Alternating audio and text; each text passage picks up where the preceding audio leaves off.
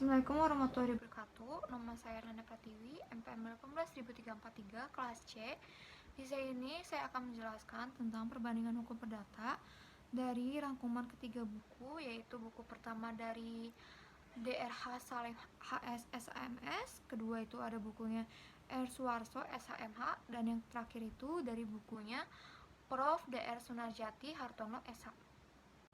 Yang pertama, saya akan menjelaskan pengertian PHP itu sendiri. Kalau misalkan dari bukunya DRH Salim HS SHMS itu perbandingan hukum perdata atau nama lainnya yaitu Comparison of Civil Law System, dari berbagai literatur nasional maupun internasional tidak ditemukan pengertian perbandingan hukum perdata itu sendiri.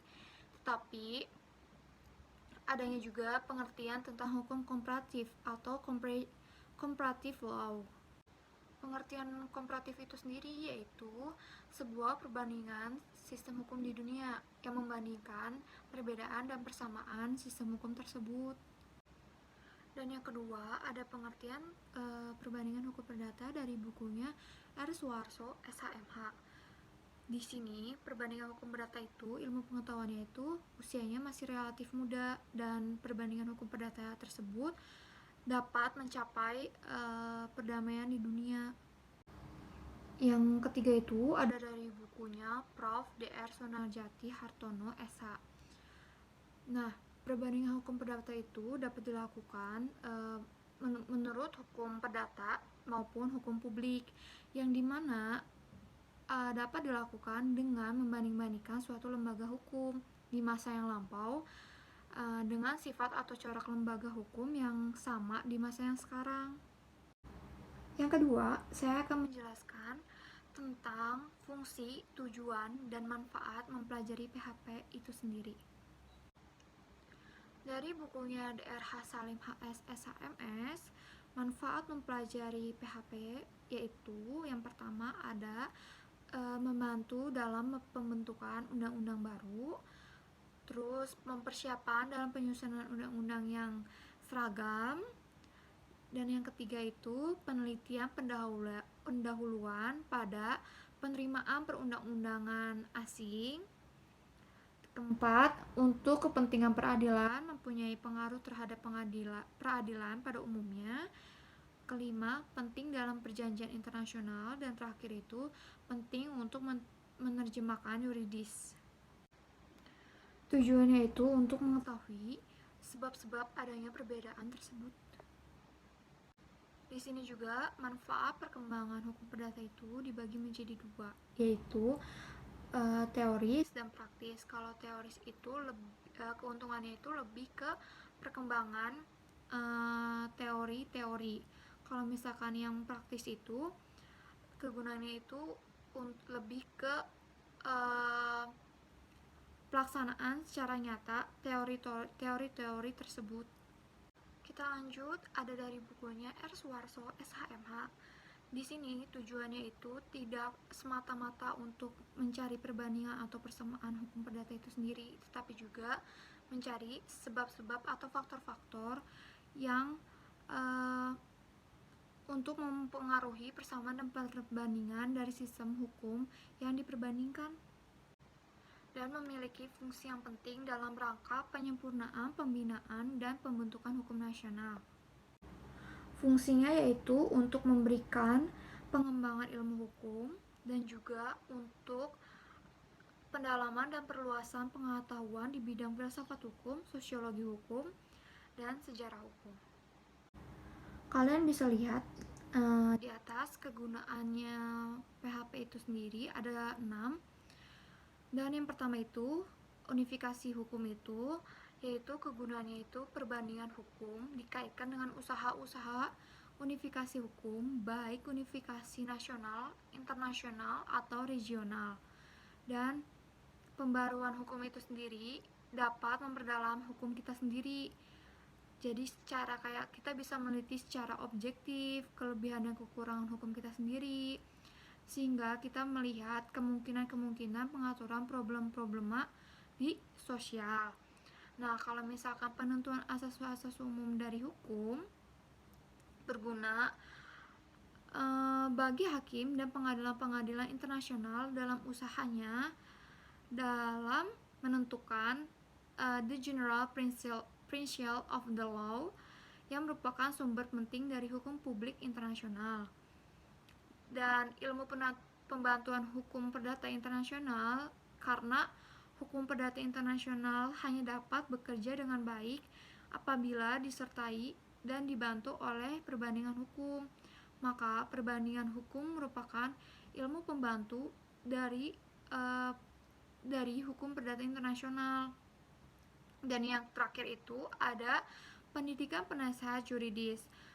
Kalau dalam hubungan internasional, misalkan pembuatan traktat, diperlukan pengetahuan tentang hukum negara lain, tujuan, manfaat, kegunaan. Dalam mempelajari PHP dari bukunya Prof. Dr. Sunarjati Hartono SH itu ada manfaat, fungsi, dan kegunaan. Manfaatnya kalian bisa lihat di atas, yaitu membandingkan hukum karena setiap tindakan manusia disebabkan oleh adanya suatu kebutuhan. Nah, kebutuhan itu sendiri dapat dibedakan dalam kebutuhan ilmiah maupun kebutuhan praktis. Dengan mempelajari perbandingan hukum-hukum, maka kita dapat mengetahui tentang hukum asing dan dapat mengetahui pengetahuan tentang hukum dan lembaganya akan makin dalam dan makin luas. Fungsinya itu yang pertama membantu pembentukan hukum nasional. Nah, dalam artian itu sendiri yang kalian ketahui, kalau misalkan hukum nasional kita itu jajahan dari hukum kolonial atau hukum Belanda, yang dimana berarti hukum kita itu berpatokan dengan hukum Eropa. Nah, dalam pembentukan hukum nasional itu suatu hukum nasional yang sesuai dengan kepribadian kita dan sesuai dengan kebutuhan masyarakat yang sekarang dan yang akan datang. Fungsi kedua yaitu perbandingan hukum dapat menghindari persengketaan dan salah paham internasional. Tujuan dari buku Prof. Dr. Sunarjati Harto SH yaitu ada praktis, sosiologis, politis, dan pedagosis. Kalau praktis itu tujuannya itu bermanfaat bagi ilmu hukum, para ahli hukum untuk mengadakan perjanjian internasional. Kalau tujuan sosiologis itu mengembangkan suatu ilmu hukum secara umum. Kalau tujuan politis itu sendiri itu untuk mempelajari perbandingan hukum dan mempertahankan suatu tujuan yang bersifat politis dan tidak ada sama sekali menyangkut tujuan untuk mengadakan perubahan-perubahan mendasar pada negara-negara yang sedang berkembang. Dan terakhir, tujuan pedagosis itu yang pertama itu untuk memperluas wawasan, dan yang kedua itu untuk memperoleh data input bagi pembaruan dan pembentukan hukum nasional di masa yang akan datang. Pembahasan yang ketiga yaitu apakah PHP itu sebagai ilmu atau sebagai metode. Kalau menurut bukunya R. Suharto SHMH itu ada pendapat dari Profesor Goodrich dalam bukunya Comparative Law yang dipublikasi pada tahun 1946 mengemukakan bahwa perbandingan hukum itu tidak lain daripada suatu metode, yaitu metode perbandingan yang dapat digunakan dalam semua cabang ilmu hukum. Menurut buku dari Prof. Dr. Sunarjati Hartono SH, perbandingan hukum itu ada sebagai metode dan ada juga sebagai ilmu. Kalau sebagai metode itu Sunarjati Hartono itu mengemukakan di samping suatu metode penelitian, perbandingan hukum juga dapat dipandang sebagai suatu metode ilmu hukum. Kalau perbandingan hukum sebagai ilmu itu salah satu segi dalam disiplin hukum tersebut mencakup ilmu hukum. Pembahasan keempat yaitu ruang lingkup PHP. Dari bukunya Dr. Salim, SHMS itu ruang lingkupnya itu ada yang pertama pengertian dan tujuan PHP. Yang kedua, perbandingan hukum perdata secara umum yang membandingkan sistem hukum berbagai negara antara Eropa dan Anglo-Saxon. Yang ketiga, membandingkan lembaga-lembaga negara yang satu dengan negara yang lain atau dalam suatu negara. Dan yang terakhir itu, perbedaan dan persamaan kontrak antara sistem hukum Eropa kontinental dan Anglo-Saxon. Dari bukunya R. Schwartz SHMH, perbandingan ruang lingkup perbandingan hukum perdata itu ada dua, yaitu perbandingan hukum dan juga tujuan perbandingan hukum. Nah, perbandingan hukum perdata secara umumnya membandingkan sistem-sistem hukum dari berbagai negara. Misalkan antara sistem hukum Eropa kontinental dengan sistem hukum Anglo-Saxon. Dan juga perbandingan hukum perdata khusus yang membanding-bandingkan lembaga-lembaga hukum negara yang satu dengan negara yang lain. Misalkan antara lembaga hukum perkawinan Inggris dengan lembaga hukum perkawinan Belanda. Dan juga kalau misalkan di nasional itu lembaga perkawinan adat Bali dan juga dengan adat Minang. Dan yang ketiga itu ada dari bukunya Profesor Dr. Sunarjati Hartono SH. Ada ruang lingkup PHP itu ada 3, yaitu perbandingan hukum umum dan perbandingan hukum khusus, itu yang pertama. Dan yang kedua itu perbandingan hukum horizontal dan perbandingan hukum vertikal. Dan yang terakhir itu ada descriptive comparative law and apply comparative law.